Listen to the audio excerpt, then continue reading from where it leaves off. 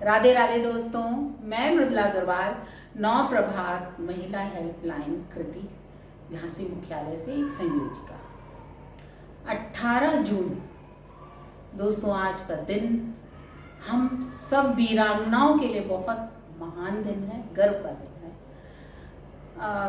वीरता शौर्यता की प्रतीक रानी लक्ष्मीबाई का आज बलिदान दिवस है, जिसके लिए उनको सादर नमन, वंदन, अभिनंदन। दोस्तों, रानी लक्ष्मीबाई के विषय में, उनके चरित्र चित्रण के बारे में जितना कहा जाए उतना कम है और शब्दकोश छोटे पड़ जाएंगे।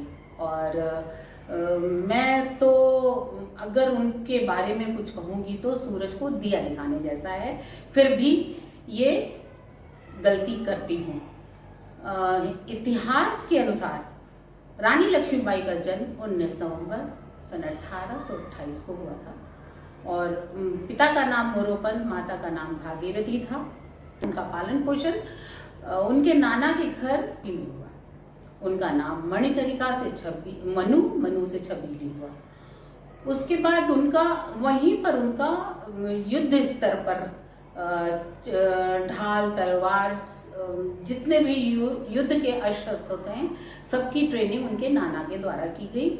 उसके 12 साल की आयु में बाल गंगाधर राव के साथ उनका विवाह हुआ। उसके बाद उनको एक पुत्र हुआ। पुत्र की आकस्मिक निधन के कारण गंगाधर राव की पुत्र वियोग में देहांत हो गया।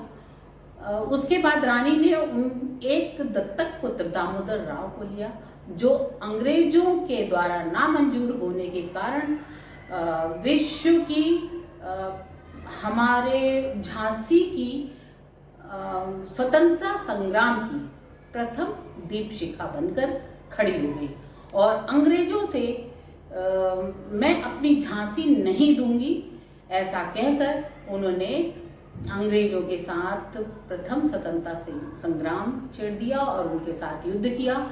युद्ध में वो एक रणचंडी की तरह उनकी सेना का संहार करती रही।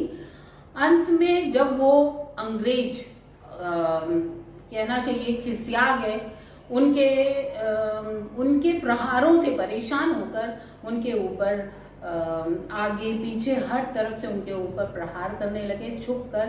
और इस प्रहार के कारण उनके एक आंख की तरफ पूरा लग जाने के समय, अंत समय उनकी आंख पर और पीछे पीठ से वार करके उनको घायल कर दिया गया।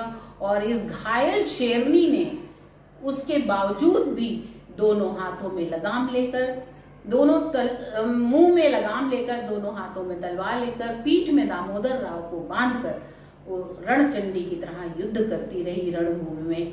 और उसके इतना घायल होने के बाद अपनी छोटी सी सेना को लेकर वो झांसी के किले से घोड़े को एड़ लगाकर कूद गई और कालपी के रास्ते से होते हुए ग्वालियर पहुंच गई।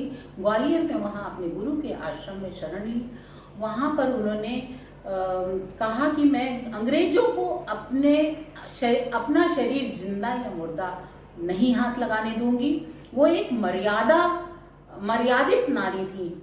उन्होंने कभी अपना मुख भी नहीं दिखाया था, इसलिए अंग्रेज उनको पहचान नहीं पाते थे कि रानी कौन है और अपना शरीर वो कैसे देती। इसलिए उन्होंने कहा मैं तो आत्मदाह को, मतलब वो आत्मदाह के लिए उन्होंने कहा, तो उनका साथ देने के लिए उनके सारे पुजारी और जो उपस्थित लोग थे उन्होंने लकड़ियां इकट्ठी करी और उनको आत्मदाह में सहायता की। इस तरह से वो रानी हमारी 18 जून को वीर गति को प्राप्त हुई। ऐसी वीरांगना महारानी के लिए हमारी सभी वीरांगना बहनों के द्वारा सच्ची श्रद्धांजलि ये होगी कि हम भारतवर्ष की सभी वीरांगनाओं को जागरूक करें, उनको आत्म स्वाभिमान के लिए, देश प्रेम के लिए, आत्मरक्षा के लिए उनको प्रेरित करें, उनको वीरांगना रानी लक्ष्मी की तरह बनाएं, दुर्गा और सीता की तरह बनाएं। इस तरह से हम उनको सच्ची श्रद्धांजलि दे सकते हैं। अंत में मैं सुभद्रा कुमारी चौहान की पंक्ति कहना चाहूँगी।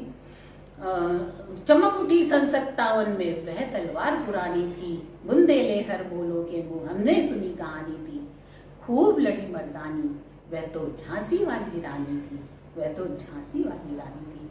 धन्यवाद।